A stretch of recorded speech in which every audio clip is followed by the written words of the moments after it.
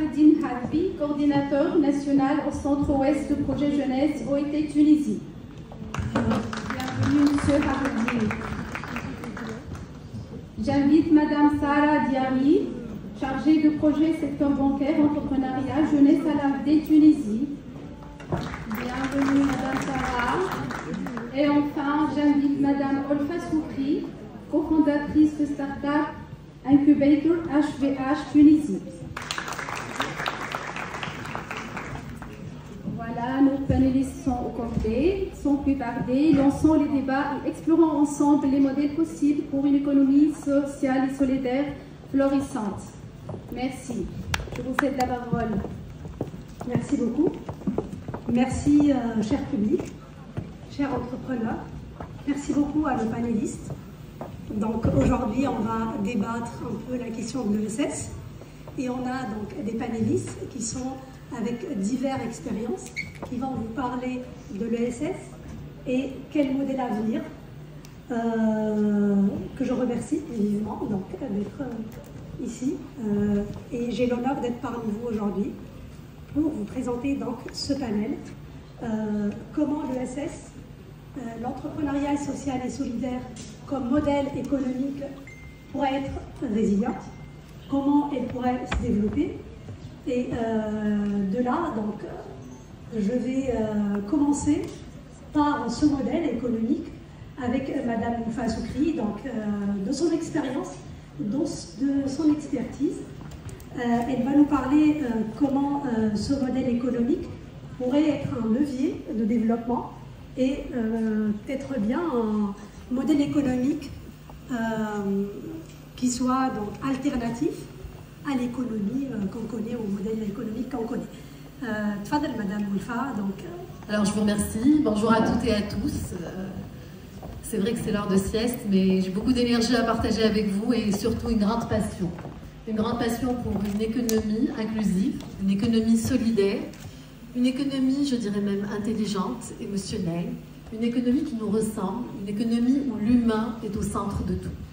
Aujourd'hui, les sociétés ont changé parce qu'on ne peut plus parler d'économie classique où seulement on cherche à amasser des bénéfices, sans qu'il y ait un impact. Aujourd'hui, nous voulons parler d'impact sociétal, d'impact culturel, d'impact économique, bien sûr, quand on pense que la Tunisie, plus de 50% selon la Banque mondiale, représente de l'économie informelle. Et cette économie informelle est dans notre cycle économique. Elle peut consigner un savoir-faire, elle peut apporter de nouvelles niches économiques, préserver la planète. Et souvent, quand on pense économie sociale et solidaire, on pense que ça ne peut pas être de start-up. Et je suis là pour partager avec vous une nouvelle vision qui est qu'une start-up est aussi là comme acteur économique pour répondre aux besoins de la société en mettant une brique technologique pour avoir plus d'accessibilité à tous les citoyens et acteurs. Donc, je prends l'exemple de Ariel, comment on parlait de projet de start-up. Je prends l'exemple de Go Switch Home qui a un stand ici, qui était incubé chez nous pour parler de tourisme solidaire. Alors le tourisme, c'est une composante humaine où on va mettre des cultures, où on va brasser des gens, créer de l'émotion, créer un lien. Et cette start-up a commencé par une idée toute simple, vers un besoin surtout, de se dire que ça coûte de l'argent d'aller en divertissement, en week-end, de prendre ses enfants pour un ménage moyen. Et pourquoi ne pas créer une plateforme d'échange? Et il y en a plein comme ça, comme des idées qui me viennent à l'esprit de certaines startups, Orcampus, qui a changé le processus. L'économie sociale et solidaire, soit pour créer de la valeur pour tout un chacun et humain, pour un impact sociétal, environnemental et écologique. Donc tout à l'heure on parlait RSE, on parle ESG, c'est une distribution équitable dans laquelle autant les femmes que les hommes sont d'une manière inclusive acteurs pour un développement dans la durabilité et dans un ancrage territorial. On va éviter de ramener des choses de l'étranger ou de plus loin. En intégrant un fournisseur proche, on va réduire notre empreinte carbone et on va conscientiser. Cette passion, on l'a transmise au sein de l'incubateur à tous nos startups et porteurs de projets. pour dire que parlant intelligence collective, parlant intelligence artificielle, intelligence sociale, intelligence émotionnelle et économique pour une prospérité durable pour le pays. Alors pour donner quelques chiffres, et je sais que je suis bavarde, pour donner quelques chiffres, l'économie sociale et solidaire en Tunisie est encore très timide, elle est moins de 1%. Pour donner des exemples, dans d'autres pays, en France par exemple, ça représente 10%.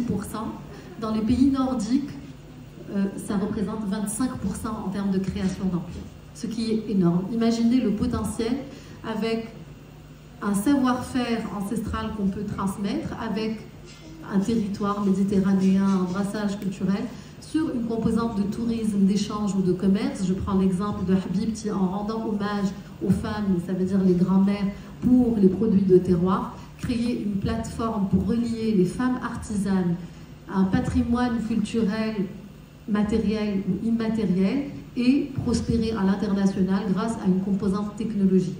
Donc l'économie sociale et solidaire, c'est une économie, je dirais, qui est dans l'inspiration, qui est sans limite technologique, et surtout, elle est dans un ancrage territorial, dans une durabilité. Merci. Oui, je vous remercie. Vous nous avez parlé de l'impact social. Vous nous avez aussi parlé donc, de potentiel donc, de création de l'emploi. Et il n'y a pas mieux que l'Organisation internationale du travail qui parle de cette potentialité donc, de créer l'emploi. Cette organisation qui, avec ses différents projets donc, qui travaille en Tunisie et depuis longtemps donc, dans les régions, à promouvoir aussi l'ESS. Et on a donc, j'ai le plaisir donc, de vous avoir parmi nous, M. Fakhreddine, pour nous parler du projet Jeunesse, un projet donc, lancé et mis en œuvre par l'OIT. Ma question, en fait, à vous, c'est comment vous avez palpé cet impact social et comment vous avez trouvé les jeunes et comment vous avez fait avec eux donc, pour les insérer dans cette